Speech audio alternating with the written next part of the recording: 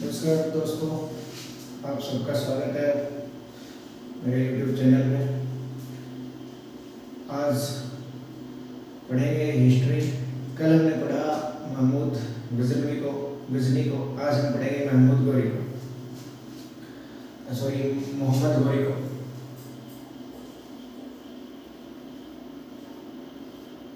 मोहम्मद गोरी 1175 ईस्वी से लेकर 1206 ईस्वी तक इसने अपना दबदबा स्थापित किया। अब मोहम्मद गोरी जो है 1175 ईस्वी से 1206 ईस्वी तक इसने अपना दबदबा स्थापित किया। भारत में कब कब आक्रमण किए और ये कौन था, ये हम आज के कक्षा में पढ़ने जा रहे हैं। अब मोहम्मद गोरी जो है ये तुर्की आक्रमणकारी है। तुर्की आक्रमणकारी है, गजनी से आया है। गजनी से आया है और गजनी के अंदर एक वंश था, सासवानी वंश, और इस वंश का एक कबीला था गौर कबीला। इस गौर कबीले का सरदार था कौन? मोहम्मद गोरी।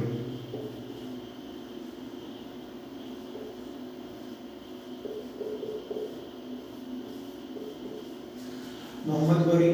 अब मोहम्मद गोरी वहां पे गजनी के अंदर दो गुट थे और दो गुटों में आपस में लड़ाइयां रहती थी।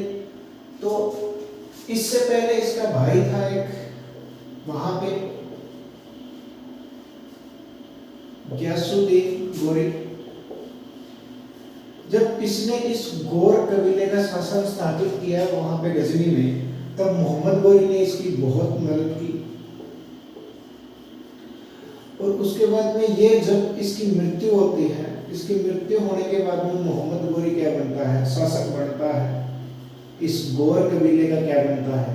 शासक या सरदार बनता है। अब इतनी बातें हो गई। इसके बाद में मोहम्मद गोरी भारत में आता है और आक्रमण करता है। मोहम्मद गोरी तो क्या है, सबसे पहले भारत के अंदर, अब मोहम्मद गोरी कौन है? 1175 ईस्वी से लेकर 1206 ईस्वी तक इसने अपना दबदबा स्थापित किया। 1206 ईस्वी में इसकी मृत्यु हो जाती है। और तुर्की आक्रमणकारी था, गजनी से आया था, सासवानी वंश था, उसके अंदर एक गौर कबीला था, उसका मोहम्मद गोरी क्या था? सरदार था।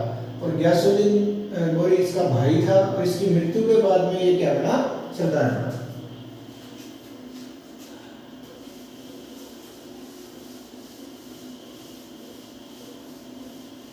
अब हम 1175 हमने क्यों लिखा? 1175 हमने क्यों लिखा? क्योंकि इसने अपना फर्स्ट अटैक जो है, फर्स्ट आक्रमण जो है 1175 में ही किया। इसने अपना पहला आक्रमण भारत के अंदर जो है 1175 ईस्वी में एक कर्माथी जाति है उसके ऊपर किया।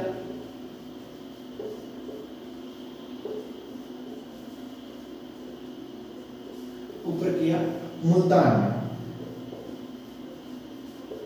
में। उसके बाद इसने अपना दूसरा आक्रमण, ये एक आक्रमण करके चला गया, इसने कुछ खास किया नहीं, यहाँ से लूटपाट की और चला गया, कुछ लोगों को मारा। और उसके बाद में इसने 1178 ईस्वी में 3 साल बाद 1178 ईस्वी में गुजरात पे आक्रमण किया। गुजरात पर आक्रमण किया। अब गुजरात पे आक्रमण किया तो गुजरात के अंदर कोई शासक तो था, उस शासक का नाम था भीम द्वितीय, मूलराज द्वितीय। अब ये नाम जो है, इनमें से एक नाम होता है, एक अपने आप को उपाधि दे देते हैं। तो इसी के कारण इसका चाहे भीम द्वितीय हो चाहे मूलराज द्वितीय हो, दोनों ही सही है। अब भीम द्वितीय और मूलराज द्वितीय एक ही बात है। अब इनको पता चला कि मोहम्मद गोरी क्या कर रहा है, हमारे ऊपर आक्रमण कर रहा है, तो इन्होंने क्या किया कि गुजरात से आगे होके ये आगे माउंट आबू आ गए और वहीं पे इसको रोक लिया मोहम्मद गौरी को, और रोक के इसने भीम द्वितीय ने क्या किया, वहां पे अपनी युद्ध की पद्धति का इस्तेमाल किया, जो भी युद्ध की पद्धति रही होगी, और उसके माउंट आबू में किया, और माउंट आबू में गौरी को क्या कर दिया, हरा दिया। वहां पे गौरी की क्या हो गई, हार हो गई।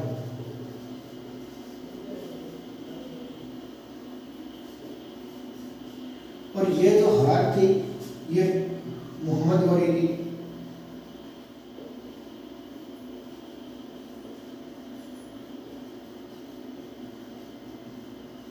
भारत में प्रथम हार थी।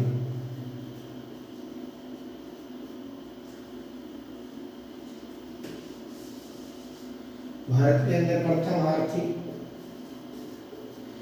अब इस यह आक्रमण इंपॉर्टेंट क्यों हो जाता है,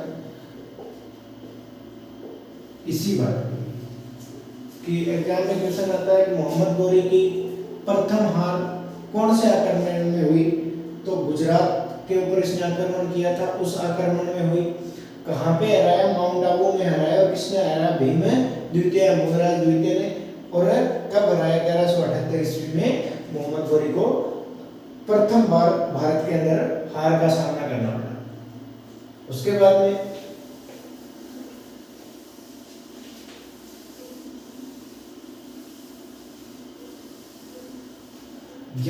बात आती है 1179 ईस्वी की। इस 1179 ईस्वी में गौरी ने क्या किया, गौरी ने सिंध पे आक्रमण कर दिया।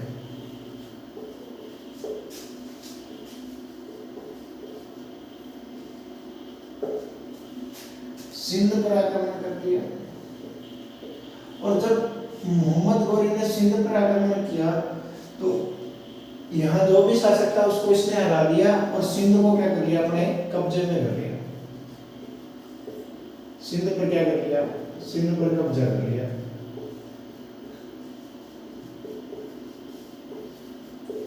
गौरी ने सिंध के ऊपर कब्जा कर लिया 1179 ईस्वी में। अब आगे 1191 ईस्वी की बात आती है। 1191 ईस्वी में गौरी ने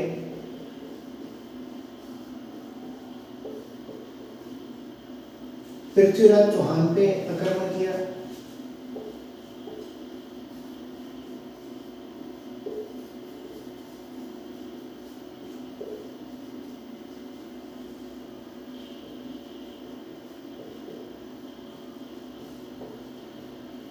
और 1191 ईस्वी में तराइन का युद्ध हुआ।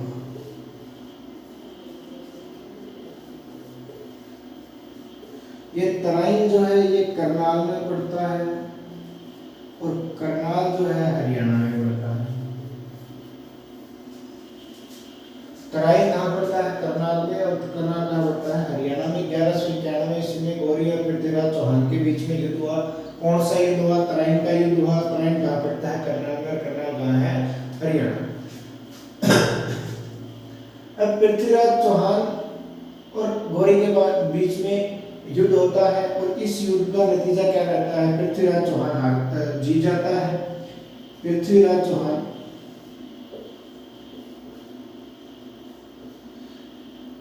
जीत जाता है, और गौरी हार जाता है।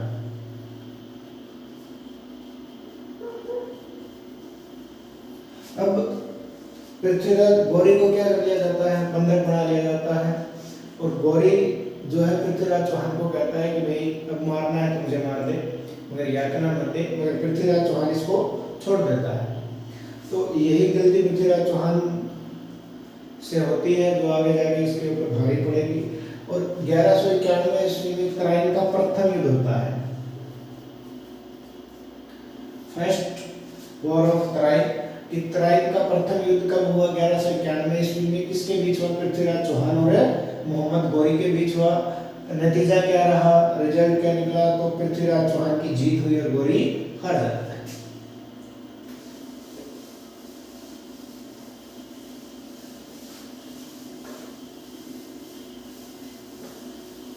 पृथ्वीराज चौहान निष्फिकर होकर अपना राजकाज करता है। और उसके बाद में यहाँ पे क्या करता है, थोड़ा सा पीछे चलते हैं, बात है 1139 ईस्वी की। 1139 ईस्वी में जगह थी संभल, दिल्ली और अजमेर। ये जो क्षेत्र थे, इन क्षेत्रों के ऊपर पूर्णतः अधिकार था एक वंश का नाम है चौहान वंश।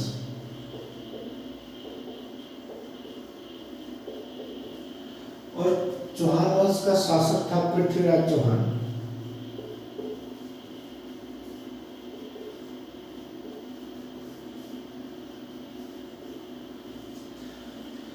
बात 1139 ईस्वी की है।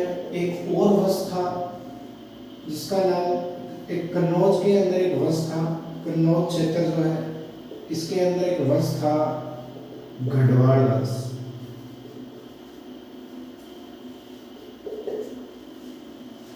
और इस गढ़वाल वंश का जो शासक था उसका नाम था जयचंद। अब थोड़ा सा क्लियर होगा, क्योंकि सारे कहते हैं कि भाई जयचंद कौन था, तो ये था जयचंद। कोई भी बात होती है तो इसका ही नाम लेते हैं। तो जयचंद जो है, इसने क्या किया, इसकी एक लड़की थी, उसका नाम था संयोगिता।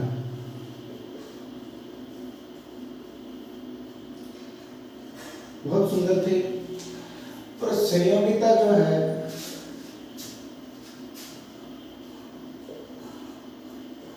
पृथ्वीराज चौहान भाई साहब जो थे, इसके प्यार में पागल थे।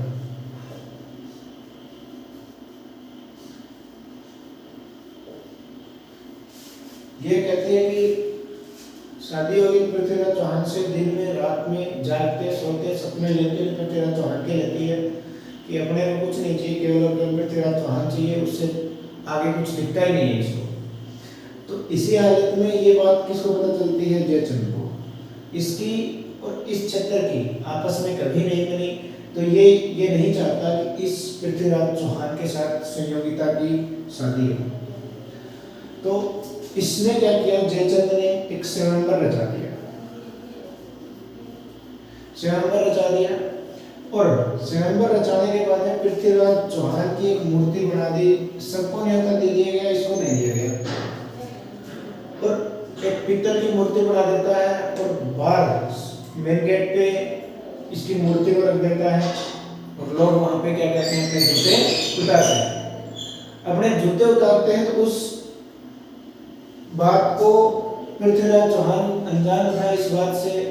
मगर संयोगिता क्या करती है कि जब स्वयंवर में जो गले की माला लेकर के आती है फूलों की, ये संयोगिता इस पृथ्वीराज चौहान के पुतले के अंदर क्या कर देती है, माला डाल देती है, इसको ही अपना पति मान लेती है। एक तथ्य ये है। और एक तथ्य ये है कि पृथ्वीराज चौहान संयोगिता को क्या ले जाता है, भगा कर ले जाता है। पृथ्वीराज चौहान और संयोगिता क्या कर लेते हैं, भाग कर शादी कर लेते हैं।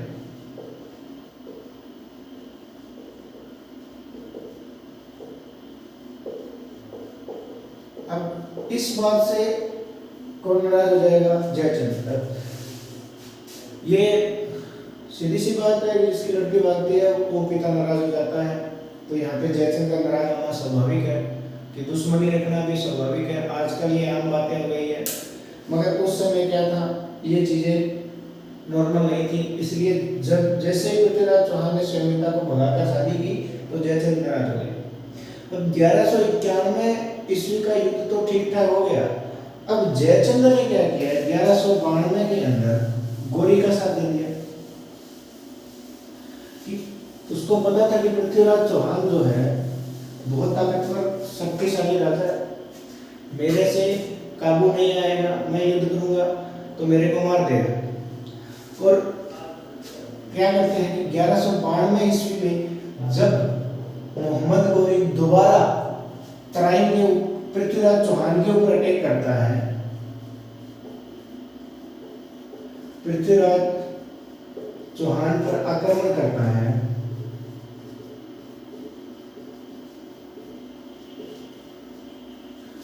तो युद्ध होता है तराइन का द्वितीय युद्ध, तराइन का द्वितीय युद्ध। और इस युद्ध का परिणाम क्या है और किसके बीच होता है? पृथ्वीराज चौहान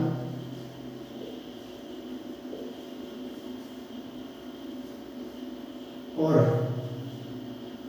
मोहम्मद गौरी।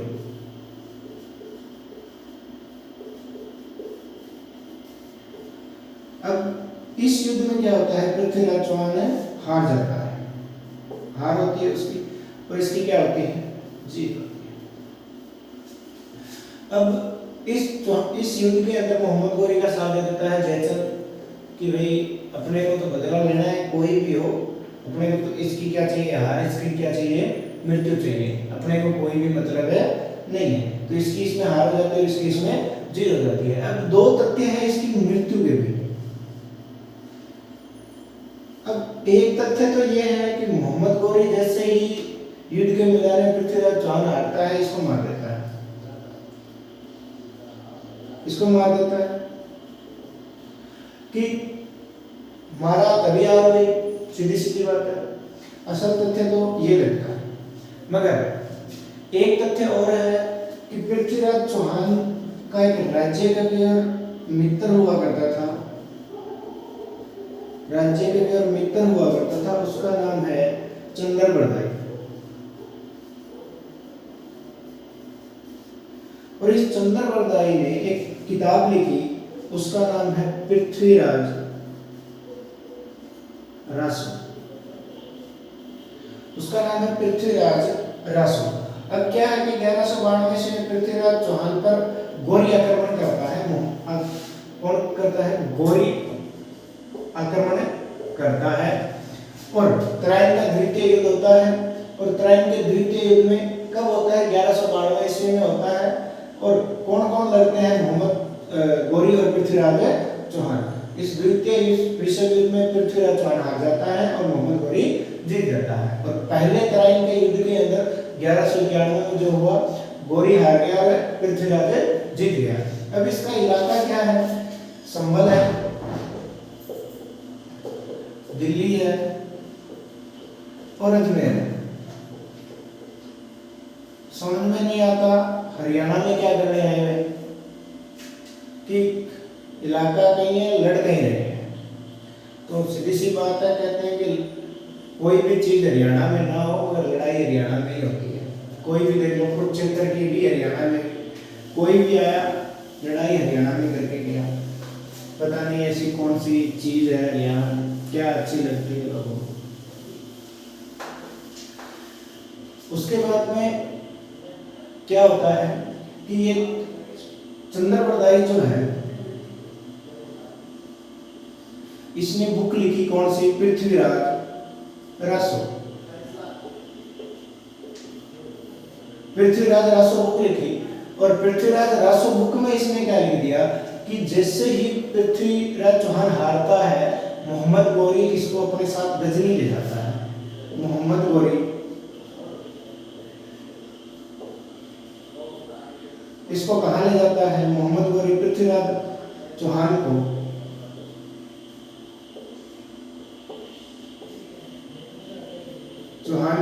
गजनी ले जाता है, गजनी अपने साथ ले जाता है। और क्या कर देता है? पृथ्वीराज चौहान के साथ इसको यातनाएं देता है और इसकी आंखें निकाल देता है।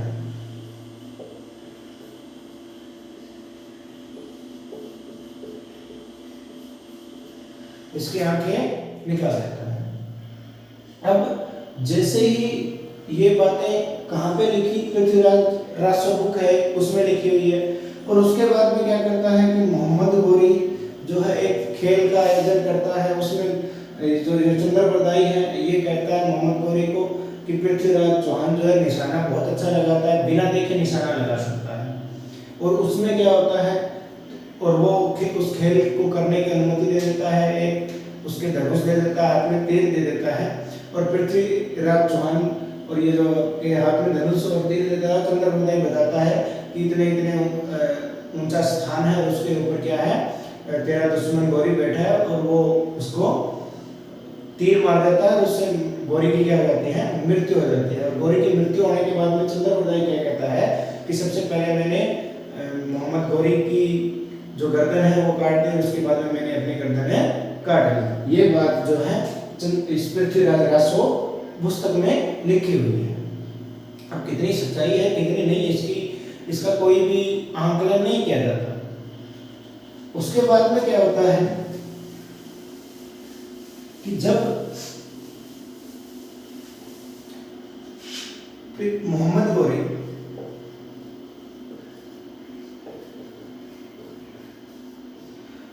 गौरी संभल, अजमेर और दिल्ली पे अपना पूर्ण रूप से शासन, पूर्ण रूप से अधिकार कर लेता है।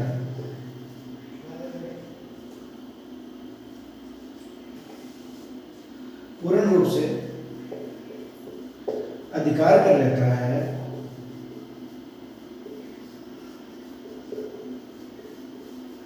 तब मोहम्मद गौरी का एक गुरु था जिसका नाम क्या है, ख्वाजा मोइनुद्दीन चिश्ती। ख्वाजा मोइनुद्दीन चिश्ती जो है ये इस मोहम्मद गौरी का क्या है, गुरु है। और जैसे ही ये पूर्ण अधिकार कर लेता है तब अजमेर के अंदर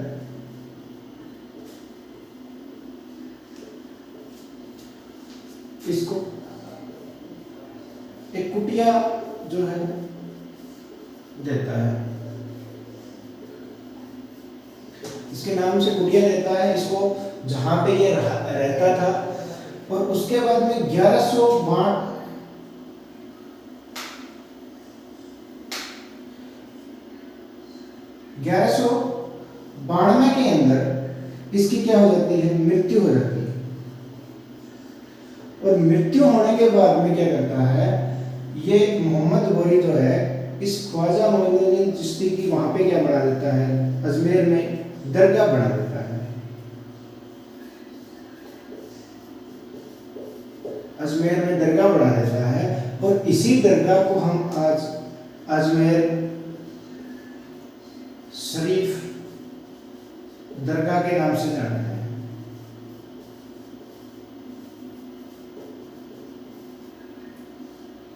से जानते हैं।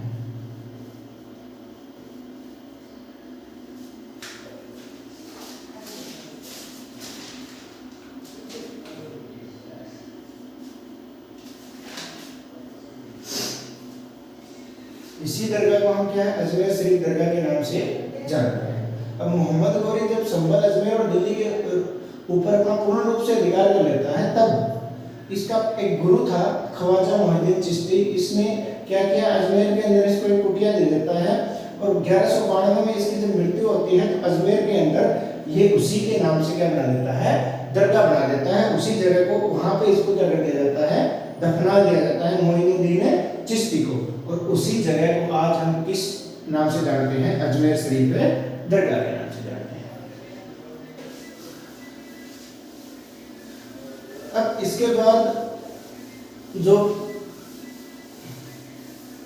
मोहम्मद गौरी है, मोहम्मद गौरी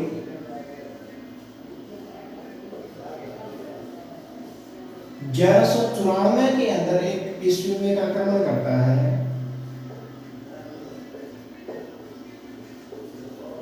आक्रमण करता है किसके ऊपर, जयचंद के ऊपर। जयचंद और गौरी का आपस में युद्ध होता है। अब इस युद्ध में क्या होता है कि गौरी हारने वाला होता है, कि बिल्कुल हार की कगार पे खड़ा है। तब उसी मौके के ऊपर गौरी का एक गुलाम होता है, उसका नाम है कुतुबुद्दीन ऐबक। कुतुबुद्दीन ऐबक। ऐबक का मतलब होता है चंद्रमा का देवता। अब ये भी प्रश्न कई बार पूछ लिया जाता है कि ऐबक का क्या अर्थ होता है, तो चंद्रमा का देवता होता है। कुतुबुद्दीन ऐबक क्या करता है, एन बिल्कुल उस मौके पे इसका साथ देता है जब गोरी क्या था, इसको लगता है कि मैं हार चुका हूँ, अब मैं मरने वाला हूँ। उसी मौके पे कुतुबुद्दीन ऐबक इसका साथ देता है और इसकी क्या हो जाती है, गोरी की क्या हो जाती है, जीत हो जाती है। बिल्कुल अहम योगदान देता है, अपना अहम रोल निभाता है कुतुबुद्दीन ऐबक। तो क्वेश्चन ये पूछा जाता है कि 1194 ईस्वी में जयचंद के ऊपर जब आक्रमण हुआ तब गोरी का साथ किसने दिया? तो कुतुबुद्दीन ऐबक ने दिया, जो गोरी का गुलाम था। अब जयचंद की क्या होती है, हार हो जाती है। अब इसका किस्सा क्या हो जाता है, खत्म हो जाता है और कुतुबुद्दीन ऐबक का शुरू हो जाता है। अब गोरी क्या करता है, गोरी के 4 गुलाम थे, गोरी के 4 गुलाम थे।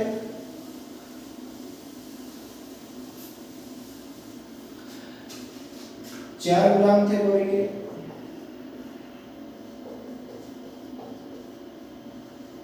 अब पहला था कुतुबुद्दीन ऐबक,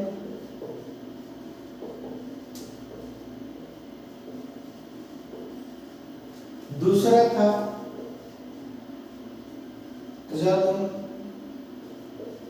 तुजादीन यल्दौज और तीसरा था नसीरुद्दीन ख्वाजा, नसीरुद्दीन कुबाया और चौथा था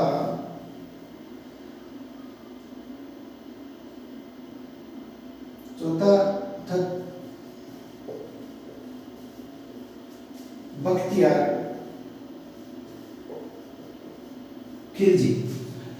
गोरी के 4 गुलाम थे, पहला था कुतुबुद्दीन ऐबक, दूसरा था तुजादीन यल्दौज, तीसरा था नसीरुद्दीन कुबाया और चौथा था बख्तियार खिलजी। अब गोरी ने क्या किया, अपना अपना जो क्षेत्र था इनमें बांट दिया। अब कुतुबुद्दीन ऐबक को कौन सा क्षेत्र मिला, दिल्ली और लाहौर का क्षेत्र,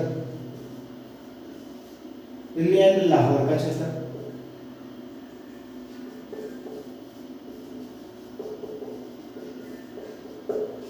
इसको मिला गजनी का, इसको मिला मुल्तान का, तो इसको बख्तियार खिलजी जो है इसको दे दिया बंगाल का। अब चारों को अलग अलग अपना क्षेत्र है बांट दिया। और बात आती है 1206 की। 1206 में खोखर जाटों ने क्या कर दिया, खोखर जाटों ने गोरी पर आक्रमण कर इसे घायल कर दिया।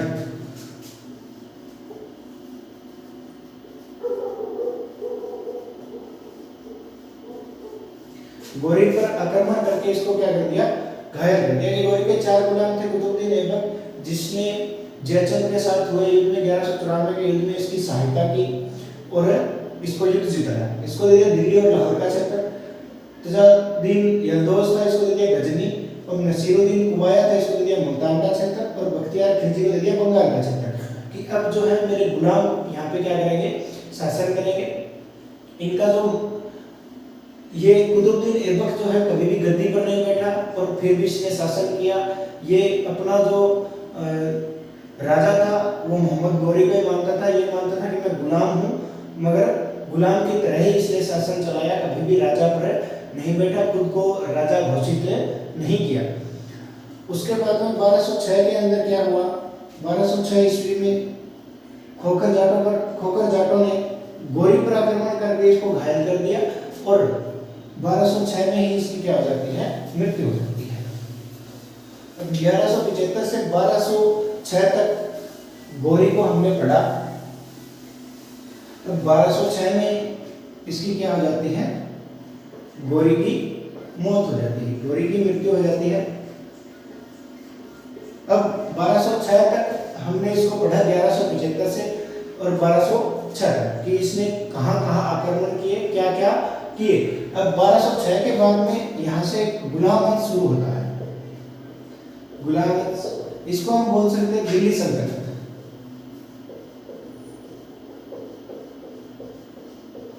अब इस दिल्ली सल्तनत के अंदर 5 वंश बनते हैं।